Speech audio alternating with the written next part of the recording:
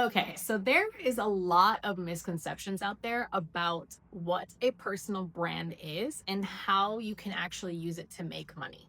So, for the last 5 years, I have been running a social media marketing agency where my partner and I have been personally branding our clients in order to make them hella money. So, there's a lot of things that I have learned over the past few years and all the switches that have been made in personal branding and how the industry is changing and how social media is changing.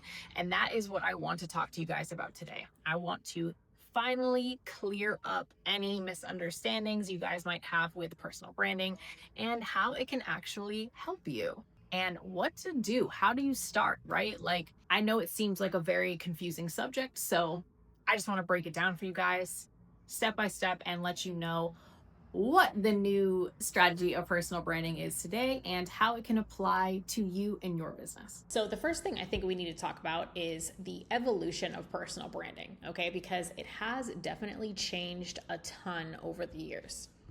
So, there was a massive divide between businesses and personal brands. So, if you were a business and you were online, you basically had a social media page or website filled with just logos, product shots, and there was no personality to the actual business, right? Because you wanted to keep everything super professional.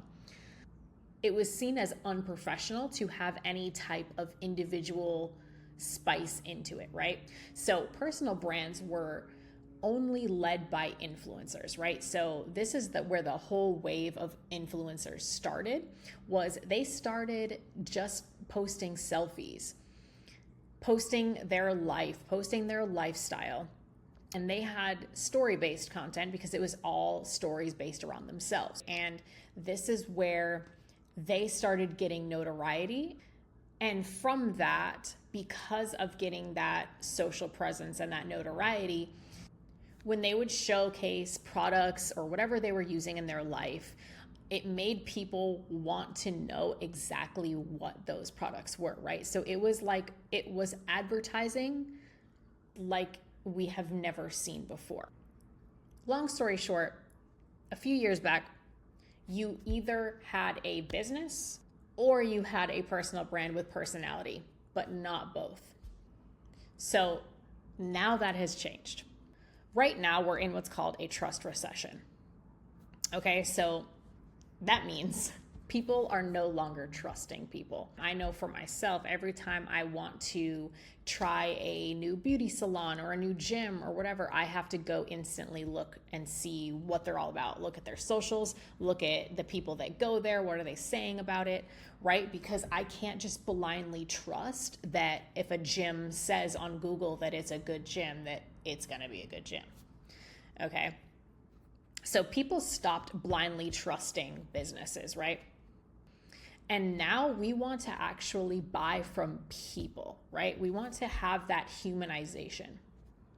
So consumers want a face and a voice and a story behind the product, right? They want something tangible to tie it to. They want it to be humanized. They want to know who is selling them. They want to know if they vibe with you, if they can trust you. Because of that, personal branding is so essential now. To get people to buy from you now, they need to feel like they know you. Okay, so I know it sounds silly, but if you have watched someone online for a very long time, whether it's YouTube or short form, whatever, you kind of feel like you know the person a little bit, right? So, and they grow to feel like they know you, they like you, and therefore then they're going to feel like they can trust you. And the only way to do that, honestly, is to show who you are, right? That's your personal side. That is your personality. That is everything that encompasses you. Then you are pairing it with the brand side, right? Which is sharing what you know, okay? So together, you're building emotional connection and the authority that you want. Okay, so this is why you'll see a lot of founders of businesses like Alex Hormozi, Kevin O'Leary from Shark Tank, even Bill Gates, they're all posting content as people, as themselves, and not just through their companies. Like if you go online, you can see all of these people have their own social media accounts, and they are talking about their business, talking about what they have going on, but they're also showing you personal things as well, personal moments, whatever it is. You're getting a better insight into who that person actually is versus just knowing that they own a business. Okay. So the new personal brand is a blend of the personal side, which is your face, your voice, what you stand for, your values, and then your brand, which is your skill set, the results that you can get people, and what you offer. So let's talk about the personal side. So on the personal side of things, people want to know who you really are, what makes you relatable, and what do you stand for. So this doesn't mean that you have to overshare your entire life, right? But you do just need to be real and authentic to your actual thoughts and feelings. Okay, so on the personal side of things, you want to show what excites you, okay? You share behind the scenes moments, share your journey, let people feel like they actually know you. So there is a rule of 3. People usually need at least 3 touch points to take action and buy. And this is because the 3 touch points is establishing some type of trust. So the first touch point would be something like they're consuming your content. They're starting to actually engage with your content. Maybe they're liking on your post, they're commenting, or maybe they're even sending you a DM, right? That's one touch point. Another touch point would be they get one of your lead magnets or join your email list. Okay, so that's another touch point. Then maybe you have a free webinar or a free workshop or something, and then they join that. That would be touch point number 3. Okay, so as you can see, it takes a lot of layers for somebody to actually get comfortable and to trust you in order to actually make a purchase.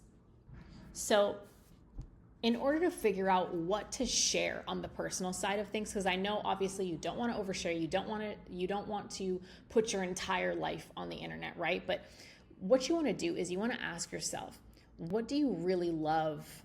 And this does not have to be this is unrelated to your work, right? This is just everything that you love, like your hobbies, what brings you joy, like what do you like, just the things that you like in general. What stories do you tell to your friends? So those are all the things that are on the personal side of a personal brand that you should want to share with the general public. Okay, so let's talk about the brand side. On the brand side of things, I'm sure you've all heard the word niche a million freaking times. Okay, so yes, in order to brand yourself, you need a niche, okay? But the old way of doing a niche was like what your job title was. Whether you are a life coach, a real estate agent, a personal trainer, but it's not just that, okay? So it's so much deeper than that. You need to be a specialist that is solving a very specific problem, okay? So not just a personal trainer training everybody in the whole world to lose weight, right? No. So the new niche formula is you have to think about what you're great at, right? It's about what you're great at, what your audience needs the most, and what problem can you solve differently or better than anybody else, okay? So in order to figure this side out, and this is obviously the brand side is your money-making side, okay? So your personal side that's it. That's just your personal, that's you. Everything that you like and love does not have to equate to making money. The brand side is what makes money. So in order to figure that out, you need to ask yourself these 4 questions. 1, what unique problem do you solve that others might overlook? Okay.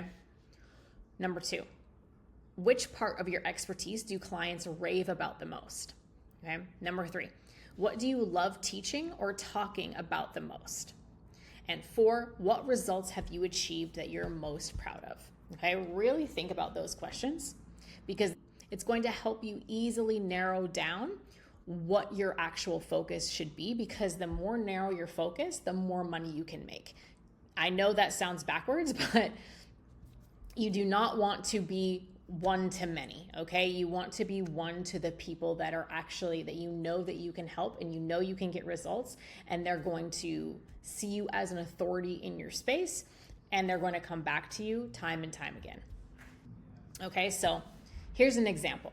You're not just a fitness coach, right?